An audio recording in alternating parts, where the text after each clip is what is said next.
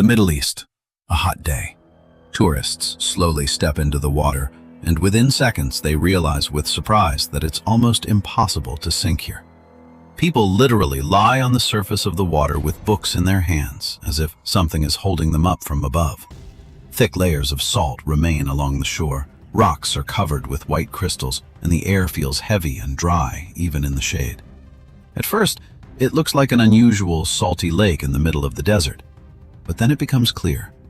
There are almost no fish, plants, or familiar forms of life around, and the water itself is so concentrated that it starts to sting the skin, even through the smallest cuts.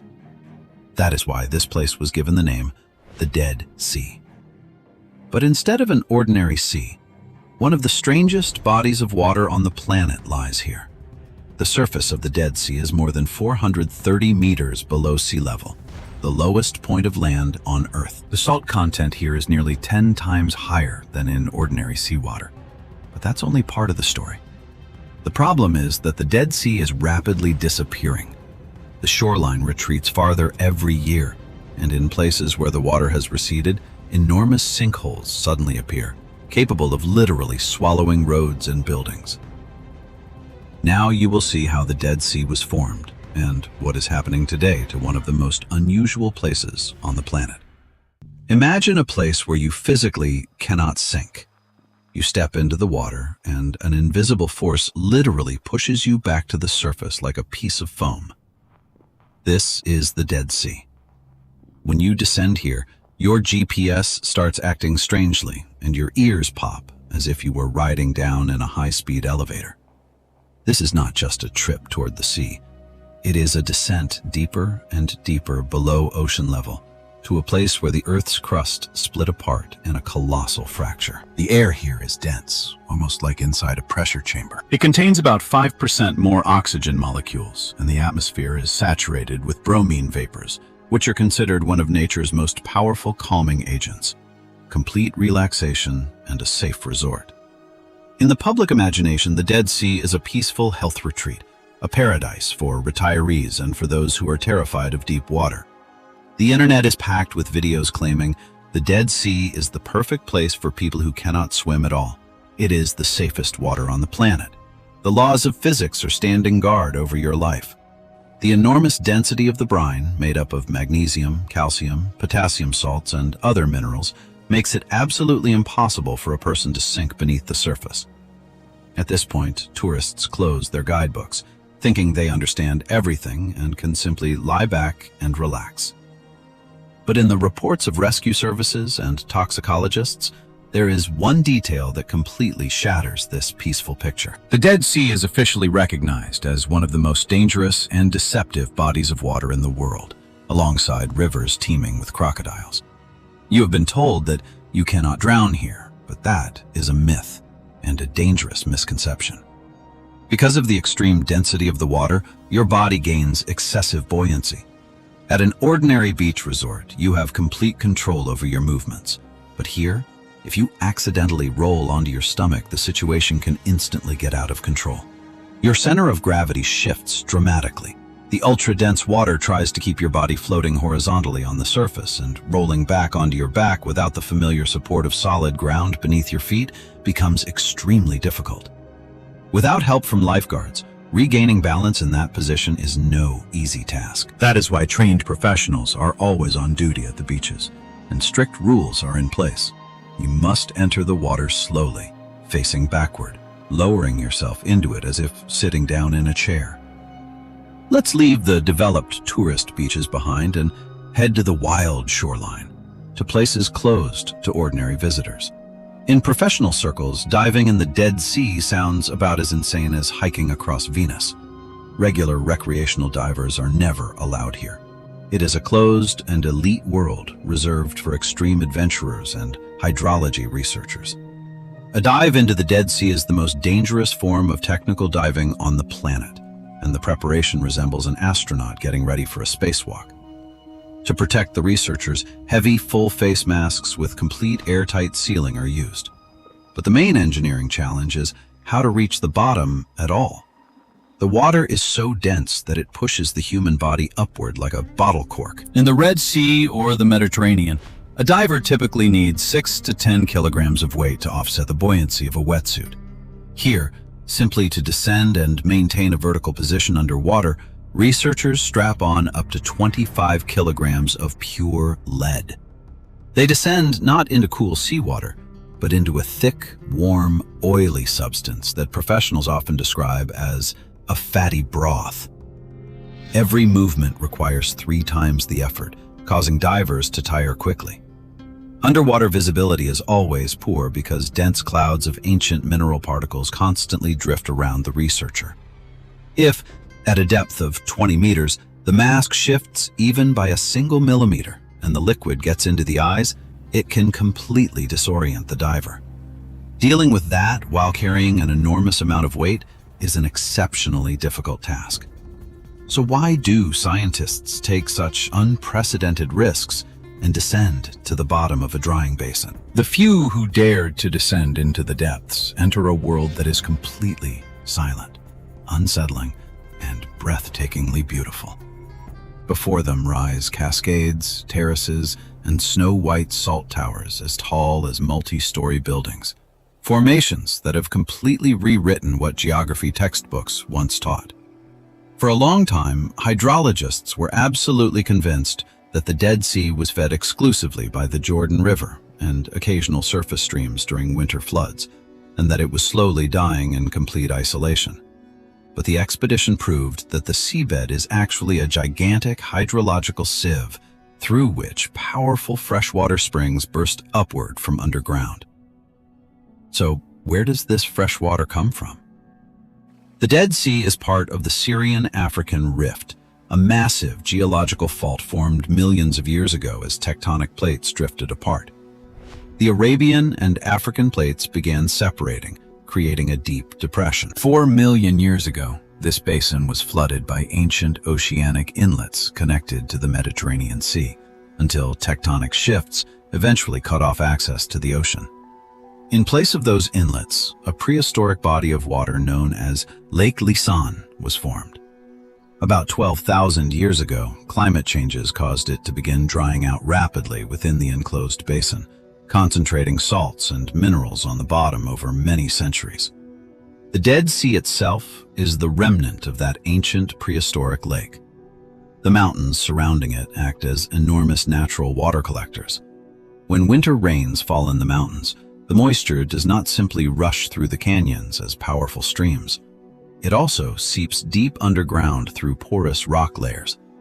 There it gathers into massive aquifers, and because of the tremendous difference in elevation, the water in these underground reservoirs is under enormous hydraulic pressure. It searches for a way out and finds it at the lowest point on the planet, the bottom of the Dead Sea. Divers discovered entire systems of underwater springs at depth, bursting directly from vertical karst craters and cracks in the seabed. In some places, fresh water erupts in powerful concentrated jets, like water from a fire hose. In others, the seabed literally seeps fresh water through thousands of tiny pores in the salt crust, creating a sight that resembles a sieve of microscopic bubbles. The mechanism behind the formation of these structures is unique. Freshwater from underground aquifers rises through the seabed and dilutes the surrounding supersaturated brine. The physics of the process causes an immediate, cascading crystallization of salt right at the boundaries of the underground flow. Layer by layer, second by second, salt accumulates chaotically upon itself, forming hollow tubes. These salt chimneys can reach heights of 7 to 10 meters. They grow, change shape, and breathe fresh water. But the fresh water brings with it another biological surprise. In the 1930s, biologists conducted a detailed analysis of the brine and discovered life where none should have existed. The Dead Sea is home to extremophiles, ancient archaea, as well as a unique single-celled algae known as Dunaliella salina. Most of the time, these organisms remain dormant. But when a rare miracle occurs and winter rains bring an unusually large amount of fresh water, the upper layer of the sea becomes diluted. Then an explosive bloom of algae begins. To protect themselves from the scorching sun, they produce a red carotenoid pigment. The landscape changes beyond recognition. Within just a few days, the water turns a deep crimson red. This natural phenomenon looks so mysterious that in ancient times it could easily have been interpreted as a terrifying omen. While alien-like towers continue to grow beneath the water, nature begins imposing its own rules along the shore. The land around the Dead Sea literally starts destroying everything built by humans. The example of the abandoned luxury resort, Mineral Beach, clearly shows what happens when people disrupt the balance of nature. Just 15 years ago, it was one of the most prestigious and thriving resorts on the coast, attracting millions of dollars in investment. There were manicured palm groves, outdoor pools, and crowds of tourists. Today, it is a closed-off area protected by strict legal restrictions. There is no radiation here and no dangerous viruses. The ground simply decided to devour human civilization, turning the resort into a setting from a horror movie. Around the retreating Dead Sea, the land is literally going insane. This phenomenon is known as sinkholes or karst collapses, and their appearance is a direct result of human activity. Factories on both sides of the border, in Israel and Jordan alike, actively evaporate water to extract valuable minerals, including potassium and potash for fertilizers. The shoreline retreats farther every year, and as soon as the sea withdraws, underground freshwater moves in to take its place. From above, the ground appears solid and reliable, but that is a dangerous illusion. At any moment, without earthquakes and without warning, the surface layer of Earth, along with roads, hotels, and people, can collapse into the void below. More than 7,000 such sinkholes have already been recorded along the coastline, and their number is increasing at an accelerating rate. Everything here hisses, oozes mud, and carries a strong smell of sulfur, while warning signs along the roads alert visitors to life-threatening danger. The area quite literally pushes people away, reminding them who the true master is here, and erasing the traces of their presence. This aggressive and ever-changing tectonic landscape has shaped the region throughout human history. The ground here has always trembled, releasing both its riches and its fury thousands of years ago, forcing the greatest empires to wage secret wars and orchestrate international conspiracies over it. The ancient Greeks called this place the Asphalt Sea. From time to time, after seismic tremors, gigantic black masses would rise from the seabed with a deep rumbling sound. A powerful earthquake that struck in May 1834 clearly demonstrated how this mechanism works. The seismic shock fractured the seabed and opened deep tectonic faults, through which colossal quantities of ancient, thick underground petroleum were forced to the surface. In the cold, salty water, this oil solidified, forming a gigantic floating island of pure, natural bitumen. Local Bedouins rushed out in boats, chopped the mass into pieces with axes, and within a few days transported nearly 3 tons of black tar to market, making considerable fortunes in the process. Why did ancient civilizations need this black stone? And why was this resource valued as highly as pure gold? It was the asphalt of the Dead Sea that gave the world the very word mummy. In the ancient Persian language, natural bitumen, or mineral pitch, was originally known by the word mumia. Many centuries later, when medieval travelers began discovering Egyptian tombs, they noticed that the bodies of the deceased were covered with a black, glossy substance that looked like tar. They assumed the entire body had been saturated with that same mineral bitumen and began using the term for the embalmed bodies themselves. Without the Dead Sea, we simply would not have the later Egyptian mummies in the form we know today. The Egyptians purchased bitumen in enormous quantities. It was used not only for mummification, but also for the reliable waterproofing of military and merchant ships. The legendary Queen Cleopatra VII viewed the Dead Sea from a purely practical and business-oriented perspective. She needed strict control over the extraction of strategic raw materials. When Mark Antony conquered this region for the Queen, It was not a romantic gesture, but the seizure of the most important petrochemical resource of the era. Cleopatra established the first military-industrial facilities along the shores for processing mud, salts, and asphalt, becoming a monopoly holder. Herod I of Judea, known for his harsh temperament, was forced to buy from the Egyptian queen the right to govern this region, paying enormous rents for access to its valuable resources. Herod himself, suffering from severe illnesses, built the first balneological resorts in history here, along with the impregnable fortresses of Masada and Machaerus. But while kings divided the wealth generated by asphalt, a force was growing in the caves above the Dead Sea, waiting for this abyss of salt to swallow the entire world. On the southern shore rises Mount Sodom, beside which stands a solitary pillar of salt resembling a human figure.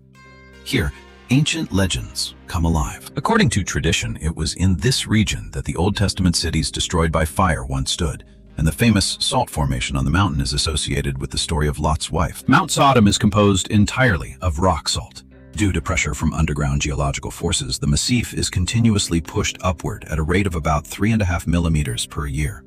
Rare winter rains dissolve the salt, creating bizarre formations that melt away and then grow back again.